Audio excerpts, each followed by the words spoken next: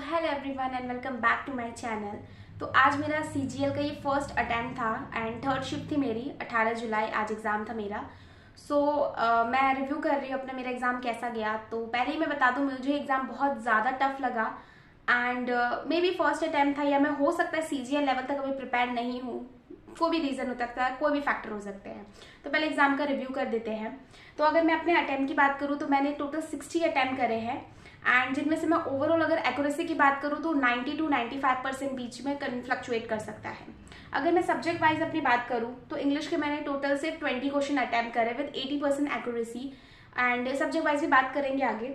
Maths में मैंने लगभग शायद उसमें मैंने 18-20 क्वेश्चन ही अटैम्प्ट कर पाई एंड उसकी एक्यूरेसी 95% है बिकॉज 5% मैं कैलकुलेटिव साइड लेके जा रही हूँ बिकॉज मेरी हैबिट है कि मैं सिली मिस्टेक्स करती हूँ इन कैलकुलेटिव पोर्शन। नेक्स्ट बात करूँ अगर मैं रीजनिंग की तो रीजनिंग में भी मेरी एक्यूरेसी 95% है एंड 5% में लेके जा रही हूँ क्योंकि एज यूजुअल मेरी सिली मिस्टेक करने की हैबिट है तो कर सकती हूँ, इसलिए ओवर नहीं थिंक कर रही हूँ मैं। तो 95% एक्यूरेसी ले रही हूँ मैं। एंड जीके की बात करें तो जीके में मैंने 6 क्वेश्चन ही सिर्फ अटेम्प्ट करे जिसमें से 5 आई एम 100% श्योर कि वो सही है। एक है जो कि गलत चला गया क्योंकि अभी मैंने आते ही रिव्यू देखा तो वो गलत चला गया। अब मैं बात करती हूँ सब्जेक्ट वाइज की। तो सबसे पहले मैं इंग्लिश पे जाती हूँ। तो इंग्लिश की बात करूँ, मेरे को पर्सनली इंग्लिश बहुत ज़्यादा टफ लगा। मुझे उसकी जो वोकैबलरी थी लाइक अगर 10 वोकैबलरी आई थी तो उसमें से हो सकता है मुझे सिर्फ 1 से 2 से 3 वोकैबलरी मैक्सिमम आती थी। इसके बाद मैंने थोड़ा बहुत सेंटेंस में था तो थोड़ा मैंने अंदाज़ा भी लगा लिया, बट मेरे को बहुत ज़्यादा टफ लगा इंग्लिश का पेपर। बात करूँ इसमें मैं कह सकती हूँ कि क्लोज टेस्ट आया था जो कि बहुत एकदम सर के ऊपर से गया। मेरा क्लोज टेस्ट इस तरह का था, या हो सकता है मैं बहुत ज़्यादा टेंशन में थी, इस रीज़न से भी मैं नहीं उसको ग्रैप कर पाई। बट मेरे को क्लोज टेस्ट बहुत ज़्यादा टफ लगा और इतना टफ क्लोज टेस्ट आज तक मैंने मॉक टेस्ट तक मैंने देखा है। मतलब मॉक टेस्ट के क्लोज टेस्ट में मैं 5 में से मेरे 3 तो डेफिनेटली सही जाते ही जाते थे। एकदम वर्स्ट केस होता था तो 2 सही जाते थे। इसमें मुझे लगता नहीं है, मैंने अटेम्प्ट भी नहीं करा, इसलिए नेगेटिव करने से बेटर मैंने छोड़ दिया है। मैंने शायद सिर्फ 1 या 2 किए हैं जिसमें मैं श्योर भी नहीं हूँ, मैंने कर दिया क्योंकि ऑप्शन भी बहुत मेरे को पास पास लग रहे थे और ऐसे वर्ड्स थे जो मैंने कभी देखे ही नहीं आज तक। तो बहुत ज़्यादा टफ लगा मेरे को इंग्लिश। और अगर मैं कहूँ तो मेरी तरफ से मॉडरेट टू टफ कह सकती हूँ मैं इंग्लिश का पेपर। ग्रामर वॉज ईजी और मेरी ग्रामर है थोड़ी सी मतलब है स्ट्रॉन्ग, क्योंकि ग्रामर मैंने अच्छे से पढ़ा है स्टार्टिंग में और काफ़ी टाइम भी मैंने इन्वेस्ट करा है ग्रामर में एंड वो कैब में शायद मैंने उतना टाइम इन्वेस्ट नहीं करा है, तो मे भी हो सकता है।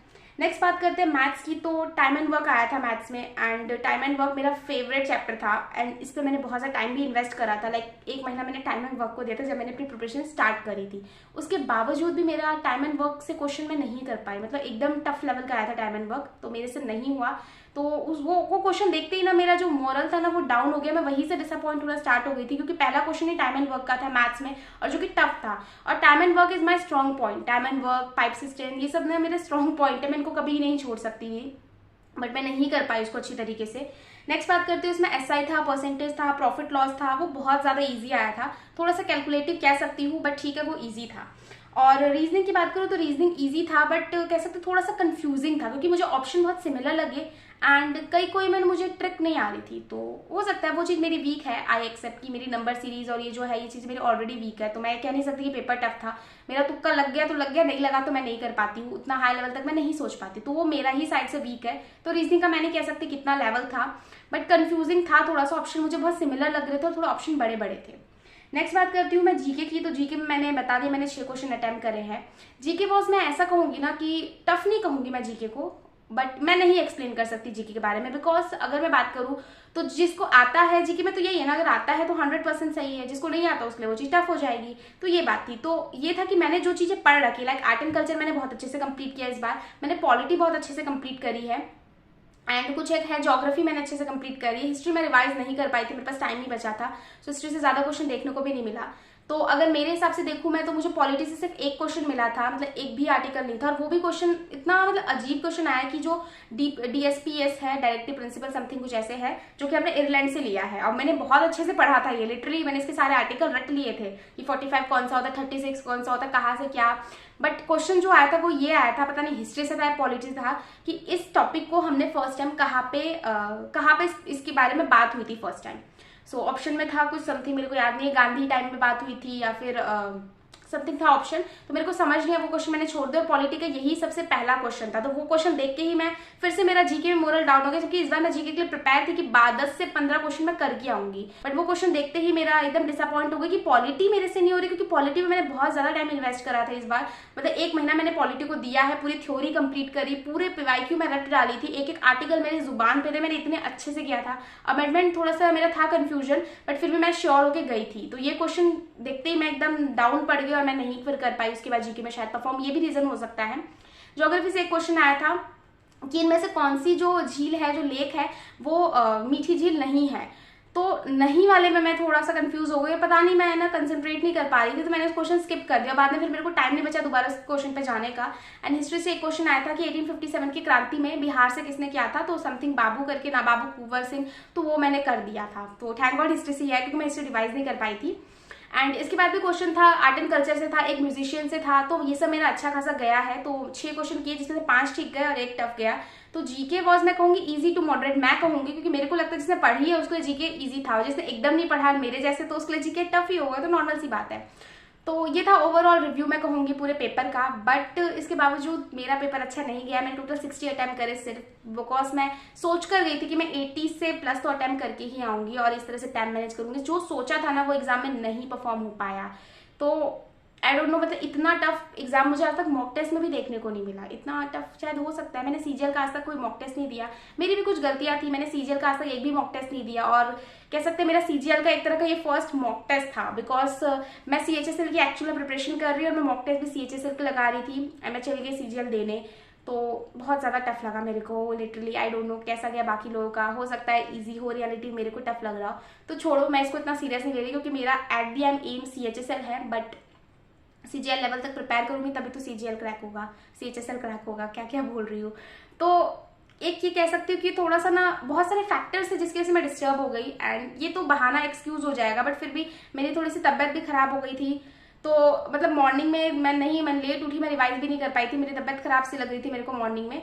सो मैंने दिन में फिर भी पेन किलर लिया कि पेट दर्द ना हो, एंड देन मैं कंटिन्यू रही। बट उसके बावजूद भी मुझे दर्द कुछ नहीं हुआ, मैं ठीक थी, बट उसके बावजूद भी फिर कंटिन्यू किया। एग्जाम टाइम में भी मैं ओके थी, बट हो सकता है मेरा मोरल डाउन हो गया फर्स्ट क्वेश्चन ही टफ देख के।